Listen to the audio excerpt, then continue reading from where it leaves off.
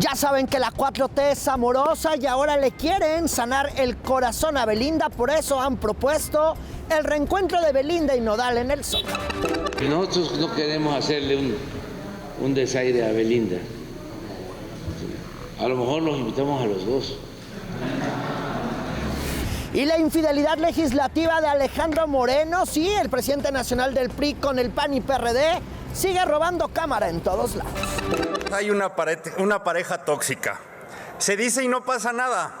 Se quieren y no son novios. Se divorciaron, se pelearon por la casa y hasta por la custodia de su hijo verde. Hoy más que una sesión legislativa, estamos frente al reencuentro amoroso entre el PRI y Morena. El famoso Frimor. Estos son los esqueletos de esta semana. Yo soy Irving Pineda. Hemos padecido en los últimos días de sismos, nos han hasta despertado, pero ¿por qué México y los sismos son casi uno mismo? Aquí la respuesta. Eso de que México se mueve es un dicho real, y más cuando las cifras conservadoras contabilizan casi 100,000 sismos en los últimos 32 años. Sismos que se producen por los movimientos de al menos 5 placas. Para los especialistas, el sismo magnitud 7.7 que se originó en Cualcomán, Michoacán, el pasado 19 de septiembre y que ha dejado más de 2,000 réplicas, entre ellas la de 6.9 del pasado 22 de septiembre, es un movimiento normal. Una zona normal sísmica, parte de la placa norteamericana, influye parte de la placa de Cocos también. Entonces, eso es, digamos, lo que son vecinas de la brecha de Guerrero. No es la generación o el nacimiento de un nuevo volcán, porque se ha comentado, se ha difundido que puede nacer un nuevo volcán. No, aún no. En tanto que el sismo 7.1 del 19 de septiembre de 2017, que se originó en los límites de Puebla y Morelos, fue por la convivencia de la placa de Cocos con la norteamericana. Eso fue algo pues sorprendente, porque no debería de haber ocurrido un sismo de esa magnitud y mucho menos a tan escasa profundidad. Los expertos y geofísicos dicen que ahí hubo una fracturita, la creación, se dice, el nacimiento de una nueva falla geológica. Aunque la mayor preocupación de los especialistas es que se genere un terremoto en la brecha sísmica de Guerrero, que es una franja de 230 kilómetros entre Acapulco y Papanoa. Esa brecha abarca 200 kilómetros aproximadamente y es preocupante porque en esa zona ya tiene 111 años que no ha ocurrido un sismo mayor a 5 grados. Vamos a denominarlo como brecha cuando va a estar en pausa. Cuando va a estar en pausa durante más de 30 años, ¿sí? Que durante más de 30 años no ha tenido un sismo significativo. Sí se ha movido un poco porque está en zona sísmica, pero ya duró más de 30 años sin un sismo significativo, pongámoslo como 5 grados. Vámonos con Uriel para que nos cuente lo que será noticia. Adelante. Gracias, Irving. Me da muchísimo gusto saludarte. Te mando un fuerte abrazo para platicarte que la Secretaría de Marina está preparando un centro de capacitación de mascotas en la alcaldía Tlalpan. Esto con la intención de capacitar, a perros que puedan actuar en caso de desastres naturales como el que sucedió con el sismo de 2017. Y en lo que va de este 2022, autoridades federales han evitado pérdidas por 1,802 millones de pesos por toma de casetas. También se indaga al líder de transportistas Rafael Ortiz Pacheco, conocido como El Búfalo. Es originario de Leonardo Bravo, allá en Guerrero, y quien ha organizado toma de casetas y por presunto robo de material para arquitectura e ingeniería robado en agosto, pero en Veracruz. Y este sábado rendirá protesta como gobernadora de Aguascalientes la panista Tere Jiménez y como gobernador de Tamaulipas el morenista Américo Villarreal. Atentos todos porque este domingo habrá marcha por el 54 aniversario de la masacre de Tlatelolco. Irving, lo que será noticia, les recuerdo que los espero a las 8:30 de la noche en la señal de 7.2 con las noticias de México y el mundo en Ahora Más, y estamos interactuando también en redes sociales, Uriel Estrada TV, Facebook, Twitter e incluso el Instagram. Cuídate mucho, Irving, y pórtate bien. Te vemos al ratito en el Noti, Uriel. Vamos a cambiar radicalmente de tema. Esta iniciativa para mantener al ejército en las calles hasta 2024 continúa en la discusión del Senado de la República. Sin embargo, el presidente López Obrador ha sugerido aplicar una encuesta o un ejercicio ciudadano, es decir, una consulta para acabar pronto, que la organice Gobernación, que no la haga el INE, que sea barata, para determinar el futuro del ejército. Parece que sí se puede a través de la Subsecretaría de Gobernación. Y se pueden hacer las dos cosas, encuesta, pero al mismo tiempo que se le pregunte a la gente que se pueda votar en casillas y también de manera electrónica para no estar supeditado a intereses. La presentación de la propuesta de López Obrador ha causado ruido, sobre todo en la Cámara de Diputados, donde ya se había avalado que el ejército permaneciera en las calles hasta 2024. Eso se fue al Senado de la República, luego ahí permanece en la cancha del análisis. Pero para el presidente de la Cámara de Diputados esto es meterse en la cancha de San Lázaro. Promover una consulta cuando el proceso legislativo aún no concluye es una indebida intromisión en las funciones constitucionales de la Cámara de Diputados. Señor presidente de la República, evitemos confrontar a dos poderes. Ya después de estos dichos del presidente de la Cámara de Diputados, el presidente López Obrador no quiso responder ni engancharse en la mañanera. Esto es lo que dijo. Sí, pero no voy yo a polemizar con Santiago Krill. Ahora sí que, como dijo los jóvenes, zafo. Por su parte, Ricardo Monreal consideró que esta consulta no invade la esfera del legislativo. Considero que en este asunto es una desmesura, un exceso, acusar al Ejecutivo de intromisión indebida en el poder legislativo. Incluso plantear un sondeo entre los mexicanos y las mexicanas respecto de la labor del Ejército y la Guardia Nacional en ningún momento altera la autonomía de los poderes de la Unión.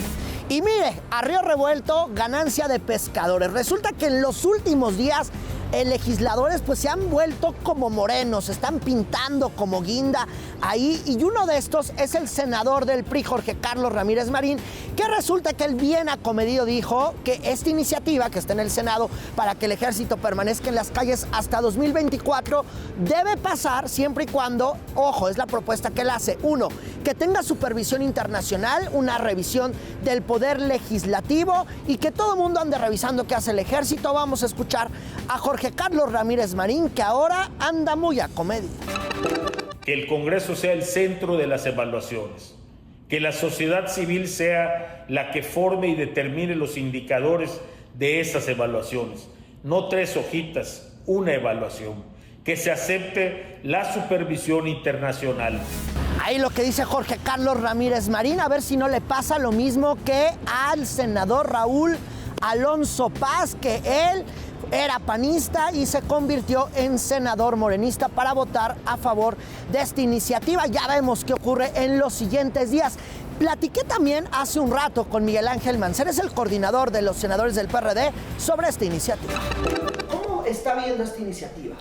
Es que no se trata solamente de tener una suma o resta, es decir, de quitarle o ponerle años a un transitorio. Lo que se trata es de darle contenido si es que se justifica la necesidad. Lo que nosotros estamos planteando es que se fortalezcan las policías estatales, que se fortalezcan las policías municipales, que por supuesto haya parámetros de evaluación, porque si te fijas lo que dice el quinto transitorio es el Ejecutivo podrá utilizar a la Fuerza Armada Permanente en tareas de seguridad pública en acompañamiento ¿de qué? De la Guardia Nacional en tanto se consolida la misma. Entonces, si se va a utilizar a la Fuerza Armada Permanente, le hace Ejército Marina, en tareas de seguridad pública, tenemos que ver qué tan consolidada está la Guardia Nacional. O sea, no es lo mismo hace 4 años su utilización que hoy en día. ¿Cuánto ha disminuido esa necesidad de utilización? ¿Cuál es el estatus que hoy se tiene de esa necesidad de actuación? Puede ser que para 2024, porque el plazo no se ha vencido, se vence en 2024, la necesidad sea incluso menor. Puede ser que subsista, y si subsiste, se deberá entonces venir con un análisis muy claro de por qué y para qué esa intervención.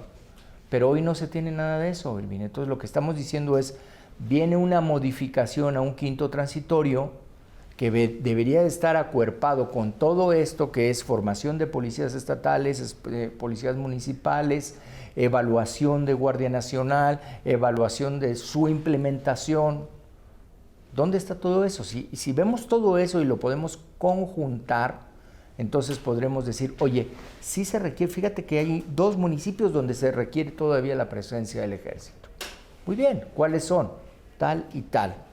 Pero hoy nada más se requiere la presencia del ejército, sí, donde sea. Y como caiga, ¿no? Y como caiga. Y eso pone en riesgo a las propias Fuerzas Armadas, porque no se cumplen con los parámetros que ha establecido también la Corte Interamericana de Derechos Humanos. O sea, ¿desgastamos al ejército? Y se pone en riesgo de condenas internacionales y condenas penales.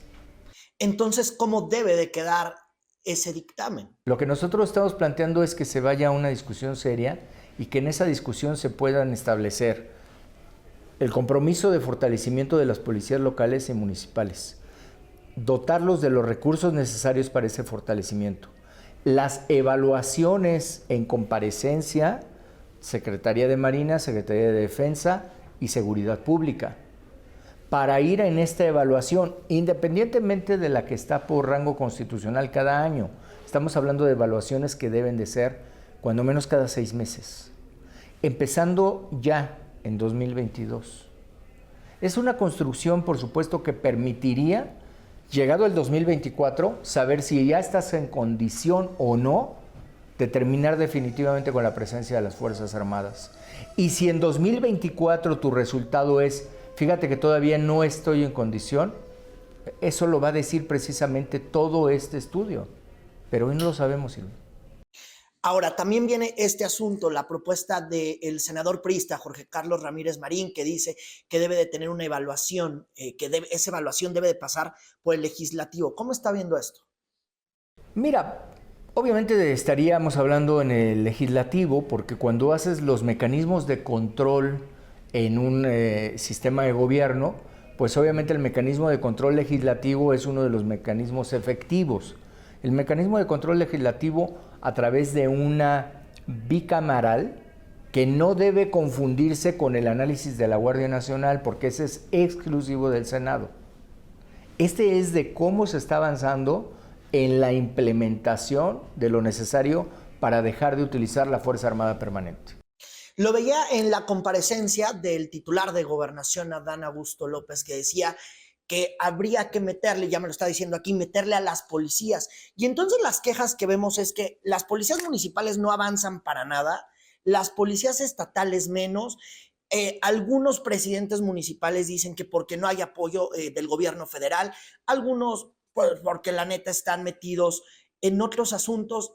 Y entonces la pregunta que uno, que como ciudadano tiene, pues uno es, entonces, si se aumenta la presencia del ejército en las calles, si la Guardia Nacional ahora pasa al ejército, es decir, que ya tenemos que olvidar a las policías, esa policía estatal ya va, esa policía municipal.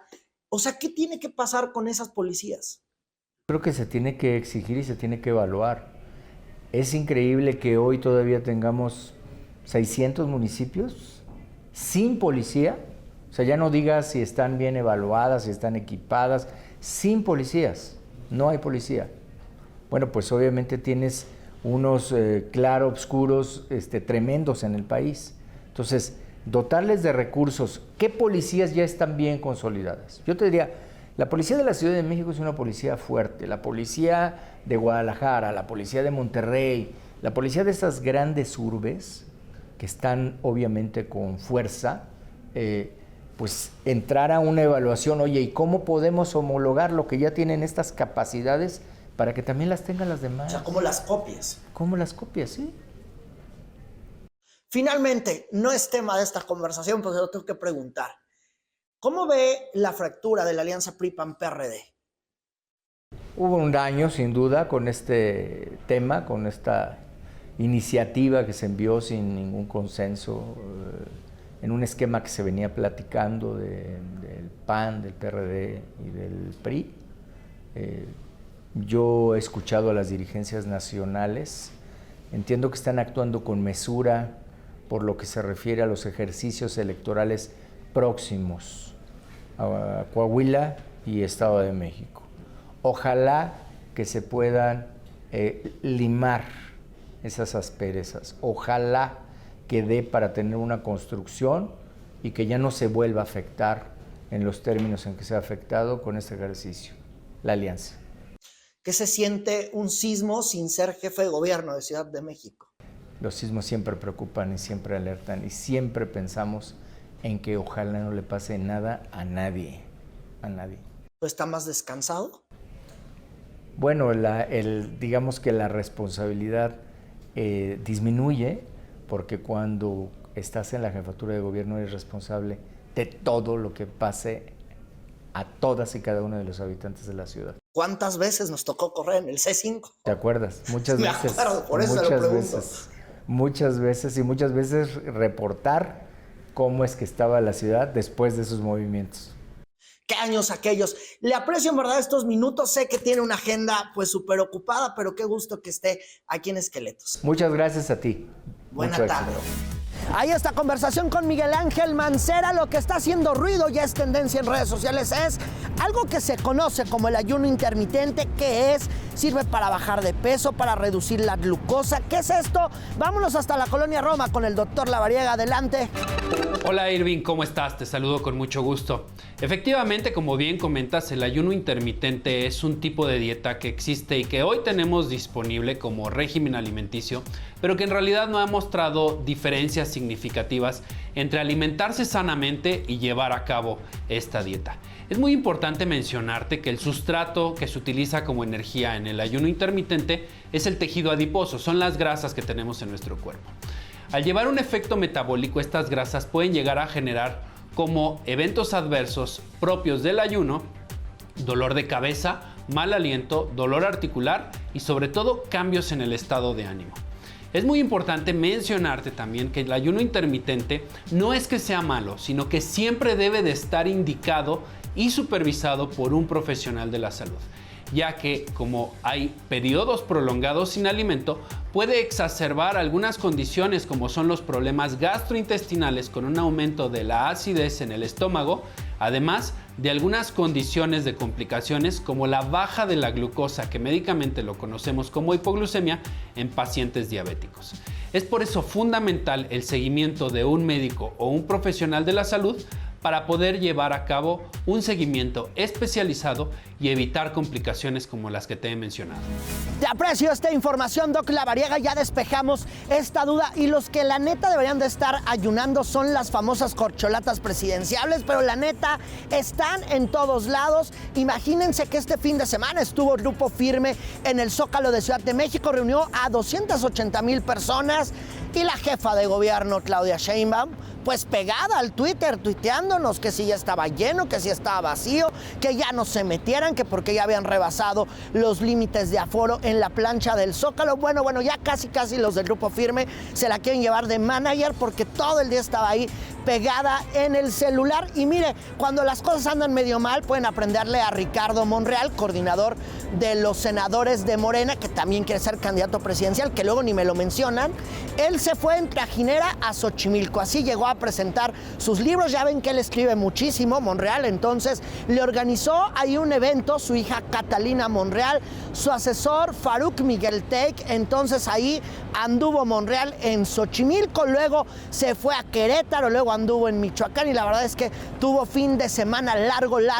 Lo que no hemos acabado de platicar es lo que ocurrió en la cirugía a los documentos básicos de Morena.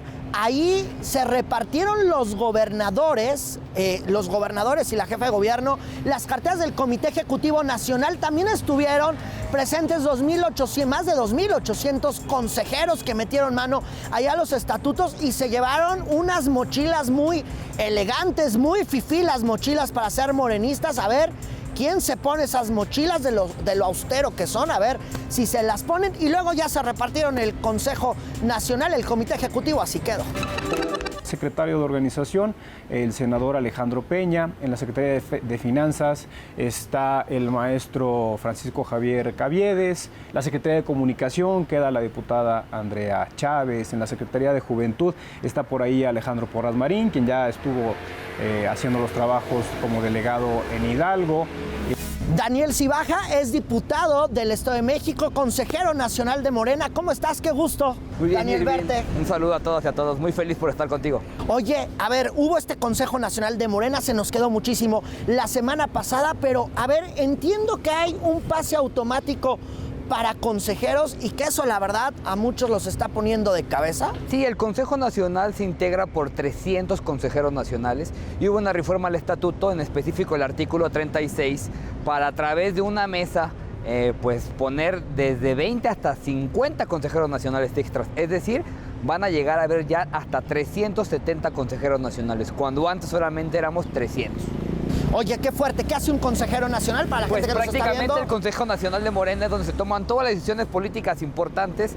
Es el consejo más representativo. Para ser consejero tienes que ser congresista en tu distrito, luego tienes que ser votado como consejero nacional y es donde se toman las decisiones importantes de nuestro partido. Por eso es tan importante y por eso hay que cuidarlo mucho. Nosotros decíamos, a ver, democráticamente creemos que es un retroceso, porque en Morena el pueblo pone y el pueblo quita. Entonces, todos los dirigentes de Morena tienen que ser votados en sus asambleas por la militancia y es ahí donde vemos que hay una pequeña contradicción.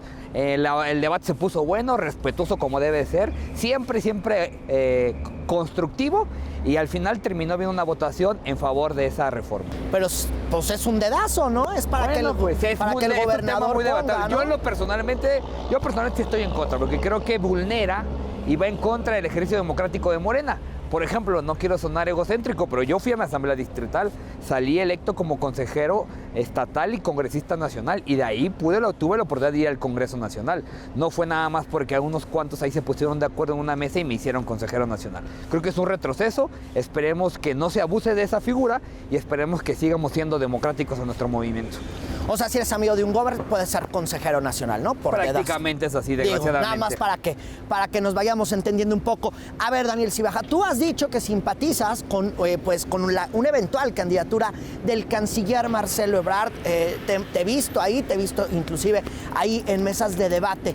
Yo te pregunto, hoy por hoy, ¿hay dados cargados o no en este proceso que tiene Morena para elegir a su candidato o candidata presidencial? Pues mira, nosotros hemos dicho que la unidad parte de 3 principios.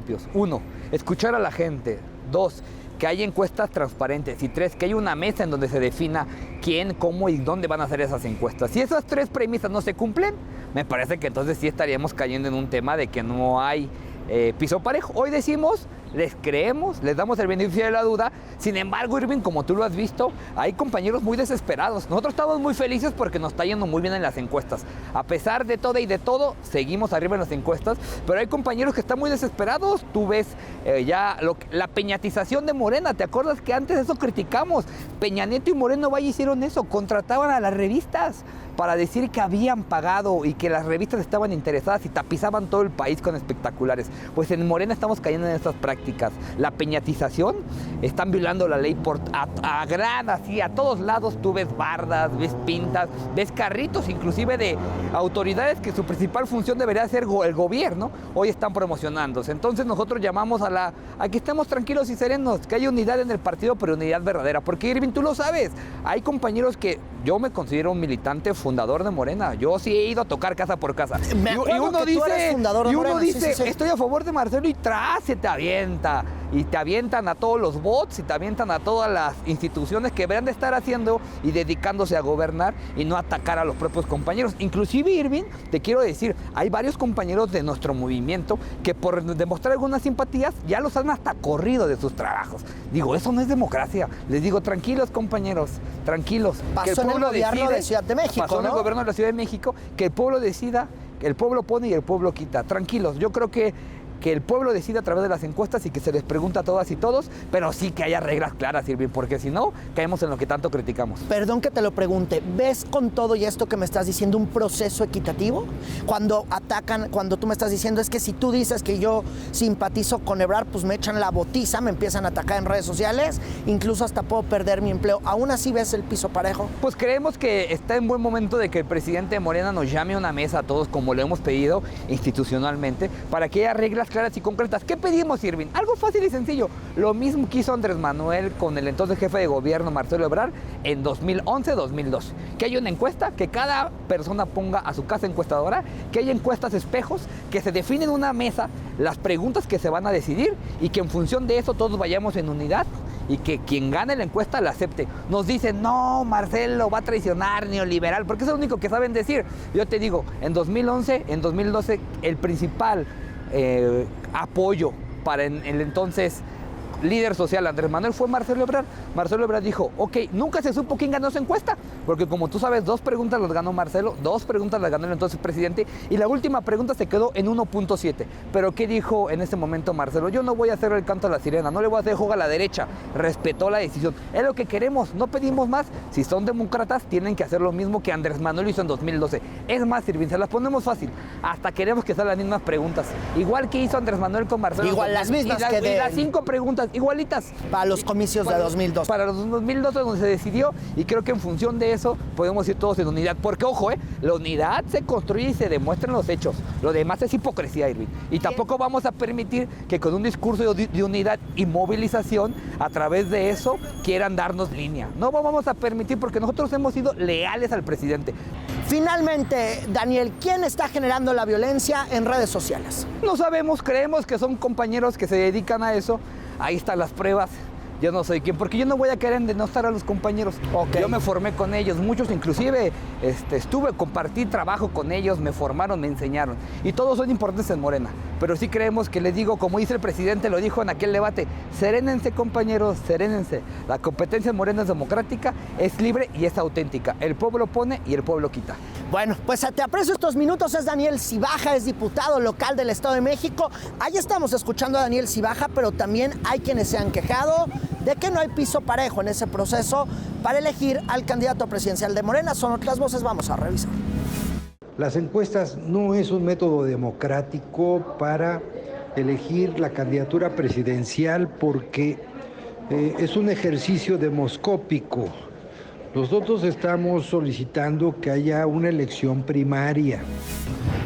Estos fueron los esqueletos de esta semana. Ya saben que siempre estamos juntos en las redes sociales de Fuerza Informativa Azteca, que es @Azteca Noticias. Siempre en el momento en el que suceden los hechos, yo los espero en @Irving Pineda. Estoy en Twitter, en Insta, estoy en todos lados. Y la verdad es que siempre contesto a tiempo. Qué gusto estar por acá.